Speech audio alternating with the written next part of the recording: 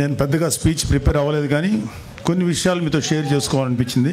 So చాలాసార్లు చాలా వేదికల్లో అందరూ చెప్పిన మాట మళ్ళీ ఇంకొకసారి మీతో గుర్తు చేస్తున్నాను. కూటమి ప్రభుత్వం వచ్చి 7 నెలలు అయింది. ఇంకా అచ్చేయలేదు, ఇచ్చేయలేదు, ఆ స్కీమ్ రాలేదు, ఈ వెల్ఫేర్ స్కీమ్ రాలేదని నోటుకు వచ్చినట్లు వాగే వైసీపీ గూండాలకి, కుక్కలకి, వైసీపీ సన్నాసులకి ఒక విషయం చెప్పు. వృద్ధులు వితంతువుల పెన్షన్ ఒకేసారి 1000 పెంచి 4000 1వ తేదీనే వాళ్ళ ఇళ్ళ దగ్గర ఇస్తున్నాం. దివ్యాంగులకి రెట్టింపు పెన్షన్ అందిస్తున్నాం. ప్రతి నెల 64 లక్షల మంది పెన్షన్దారులకు పెన్షన్ ఇవ్వడానికి దాదాపు 20,537 కోట్లు కూటమి ప్రభుత్వం ఖర్చు చేస్తుంది. ఏడాదికి 33,000 కోట్లు. 5 ఏళ్లలో 1.60 lakh crores పెన్షన్స్ కోసం ఖర్చు చేస్తుంది. ఇది దేశంలోనే ఒక పెద్ద రికార్డు. గత జగన్ ప్రభుత్వం మొదటి 4 నెలల్లో పెన్షన్ 250 రూపాయలు పెంచడం తప్ప మరి ఏ ఇతర నవరత్న హామీలను కూడా అమలు చేయలేదు. గుర్తుపెట్టుకోండి. రాజధాని అమరావతికి 15,000 కోట్లు, పోలవరానికి 12,000 కోట్లు కేంద్రం నుంచి నిధులు సంపాదించుకున్నాం. దీపం పథకం ద్వారా 80 లక్షల మంది లబ్ధిదారులకి ఏడాదికి 3 వంట గ్యాస్ సిలిండర్లు అందిస్తాం. రాష్ట్ర వ్యాప్తంగా గుంటలు పడ్డ రోడ్లు 361 కోట్లతో మరామతులు ప్రారంభించాం. డోలీ రహిత మన్యం కార్యక్రమంలో భాగంగా గిరిజన గ్రామాలకు రోడ్ల సదుపాయం కల్పిస్తున్నారు.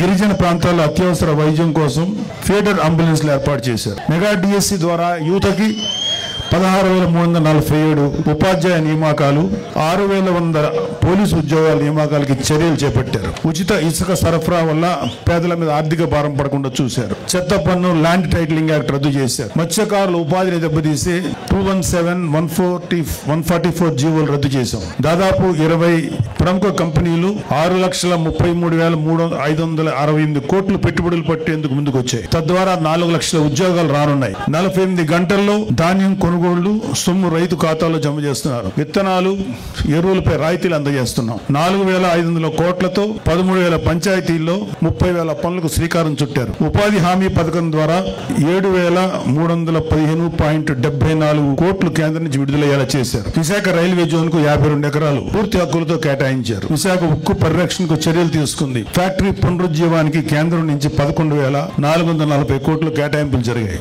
విశాఖలో టీసీఎస్ డేటా సెంటర్ ద్వారా 10,000 ఉద్యోగాలు రాబోతున్నాయి. గంజాయి డ్రగ్స్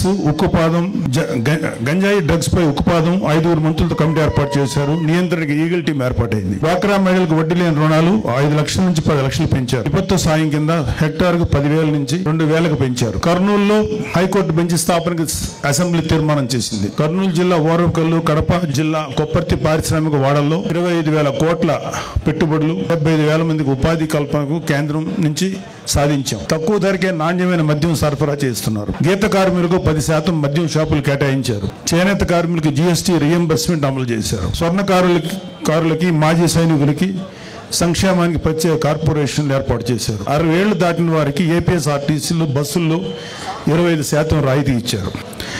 దేవాలయాల్లో ధూపదీప నైవేద్యాలకు 5,000 నుంచి 10,000కు పెంపు చేశారు. అర్చకుల వేతనం 10,000 నుంచి 15,000కు పెంచారు. 198 అన్నా క్యాంటీన్లు తిరిగి ప్రారంభించారు. హై స్కూళ్ళల్లో కూడా విద్యార్థులకి డొక్కా సీతమ్మ పథకం కింద మధ్యాహ్న భోజన పథకాన్ని అమలు చేస్తున్నారు.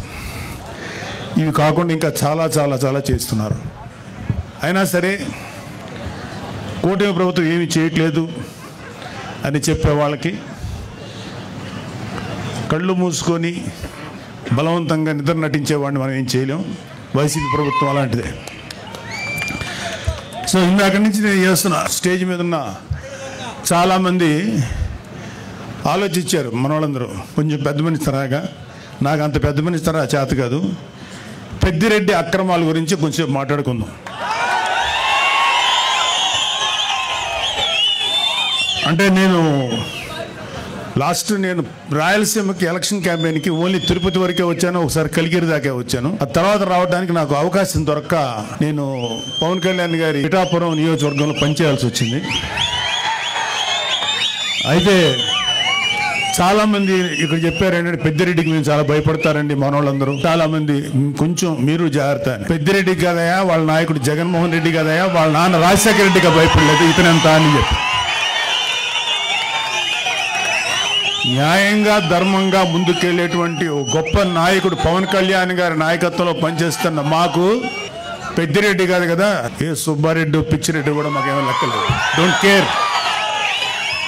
భూ కబ్జా చేశారు, అది చేశారు అని చెప్పి పత్రికల్లో రాయడము, కనీస వివరణ కూడా తీసుకోకుండా ఏవంటే అవి న్యూస్లు ప్రింట్ చేయడము, ప్రజల్ని మభ్యపెట్టి ఏదో జరిగిపోయిందనే పరిస్థితి తీసుకొస్తున్నారు.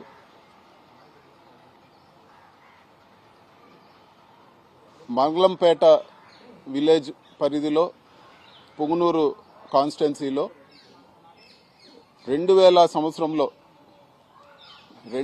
సంవత్సరంలో దాదాపు 75 ఎకరాలు మా కుటుంబ సభ్యుల పేర్లో కొనడం జరిగింది. సో ఈ భూమి వివరాల్లోకి వెళ్తే 1968లోనే ఫారెస్ట్ సెంట్రల్ గవర్నమెంట్ రిలీజ్ చేసిన ఫారెస్ట్ గెజెట్లో కూడా ఆ భూమి వివరాలు ఉన్నాయి.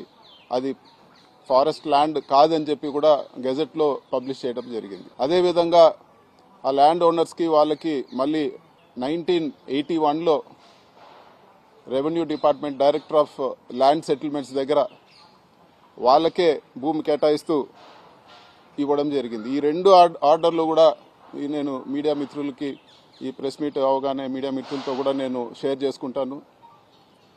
ఇంత క్లియర్గా ఉండే ల్యాండ్లో ఈరోజు కేవలం లేనిపోని ఆరోపణలు చేసి ఏదో జరిగిపోయిందనే భ్రమ పెడతా ఉన్నారు. అసలు ల్యాండ్ స్కామ్ అని మాట్లాడుతూ ఉన్నారు. మీకు ఒక విషయం చెప్పాలా, ఇక్కడ ప్రభుత్వం రిజిస్టర్ చేసే వాల్యూ, ఒక ఎకరాకి ప్రభుత్వం రిజిస్టర్ చేసే వాల్యూ, ఒక మారుమూల ప్రాంతంలో మేము అక్కడ చెట్లు, మామిడి చెట్లు పెట్టి ఆవులు, దేశీ ఆవులు అంటే మా ఊర్లో ఉండే ఆవులన్నీ కూడా తక్కువ పాలు ఇస్తాయి కాబట్టి అందరూ కూడా అవి బీఫ్ స్టాల్స్కి వాటికి అమ్ముతాం అంటే అమ్మకుండా పెట్టుకోవాలని చెప్పి 100 ఆవులు అక్కడ మేము పెట్టుకోవడం జరిగింది. మామిడి చెట్లు ఒక రైతులుగా మేము పెట్టుకోవడం జరిగింది. ఈరోజు ప్రభుత్వ రిజిస్ట్రేషన్ వాల్యూ మీకు ఒకసారి చెప్తాను. ఒక ఎకరా 4 లక్షలు, 70 ఎకరాల కంటే మీకు దాదాపు 3 కోట్లు లోపలే ఈరోజు వాల్యూ వచ్చే పరిస్థితి ఉంది. ఇంత తక్కువ వాల్యూ ఉండేదాన్ని 2000 సంవత్సరం నుంచి రికార్డులు తారుమారు చేసి ఇవన్నీ చేస్తారని చెప్పేదానికి కొంచెమన్నా ఆలోచించి ఆరోపణలు చేయాలని చెప్పి కూడా నేను తెలియజేస్తా ఉన్నాను. ల్యాండ్ విలువ అంతా కూడా 3 కోట్ల లోపల ఉంది. మేము మా ఊర్లో ప్రభుత్వ హాస్పిటల్కి ఫ్రీగా ఇచ్చిన ల్యాండ్ విలువ 15 కోట్లు. రేపు పెట్టిన 2 ఆక్సిజన్ ప్లాంట్లు దాదాపు 2 కోట్ల పైన ఖర్చు పెట్టి ఆక్సిజన్ ప్లాంట్లు ఇచ్చింది. అంతెందుకు మా రాజంపేట పార్లమెంట్లో హౌసింగ్కి ల్యాండ్ కోర్టులో ఉందని చెప్పి నేనే ₹1 కోటి పెట్టి హౌసింగ్ కూడా కలికిరి మండలంలో నేను కొనియడం జరిగింది. సొంత డబ్బులతోనే ఫీజులు కట్టడం కానీ లేకపోతే గుళ్ళు డెవలప్ చేయడం కానీ ఎంతో ఖర్చు చేస్తాం.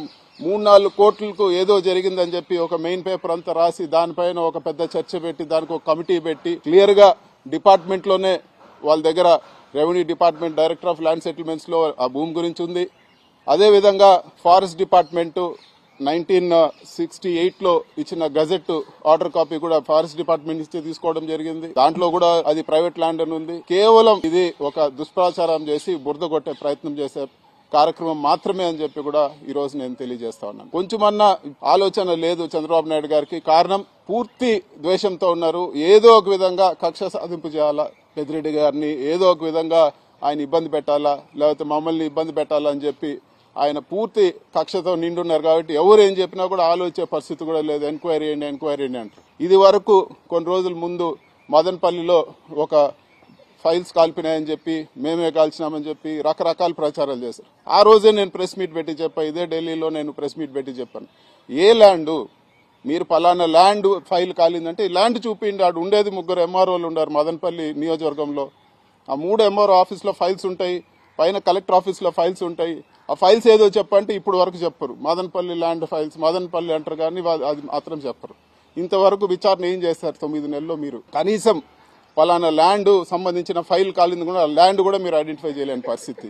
ఇవన్నీ కూడా కేవలం తప్పుడు కేసులు పెట్టి ఏదో ఒకటి ప్రజల దృష్టిలో దుష్ప్రచారం చేయాలన్న ఒక ఉద్దేశంతోనే జరుగుతూ ఉంది. ఇది వరకు ఎలక్షన్ ముందు చూస్తే వేల కోట్లు శాండ్లో చేశారని చెప్పి చంద్రబాబు మాట్లాడతాడు, లోకేష్ మాట్లాడతాడు, పవన్ కళ్యాణ్ మాట్లాడతారు. అందరూ కూడా అదే అందరు ఎత్తుకొని ఒక దుష్ప్రచారం చేశారు. మరి ఈరోజు మీరు గవర్నమెంట్ వచ్చింది, ఏమైంది? మీ ఇన్వెస్టిగేషన్ ఏమైంది? ఎక్కడున్నాయో ఆ వేల కోట్లు? అనవసరంగా ఊరికే బురద కొట్టడం తప్పితే, ఇలాంటి ఆరోపణలు చేసి ఇబ్బంది పెట్టాలని ప్రయత్నం చేయడం తప్పితే ఎక్కడ కూడా వాస్తవం లేదని చెప్పి కూడా నేను తెలియజేస్తా ఉన్నాను. అంతేకాదు, పేపర్లో నేనే చదవడం జరిగింది. డిస్టిలరీలో ఎస్పీవై రెడ్డి డిస్టిలరీలో నాకు భాగం ఉందని చెప్పి మాట్లాడారు. ప్రూవ్ చేయమని చెప్పి నేను అడుగుతా ఉన్నాను. నేను ఎన్నిసార్లు మాట్లాడినా కూడా ఇప్పుడు వరకు కూడా ఎక్కడ మీ అధికారం ఉంది, మీ డిపార్ట్మెంట్ ఉంది, మీరు ప్రూవ్ చేయండి, మీ ఆరోపణలు ప్రూవ్ చేయండి, లేకపోతే క్షమాపణ చెప్పమని చెప్పి కూడా నేను కోరుతా ఉన్నాను.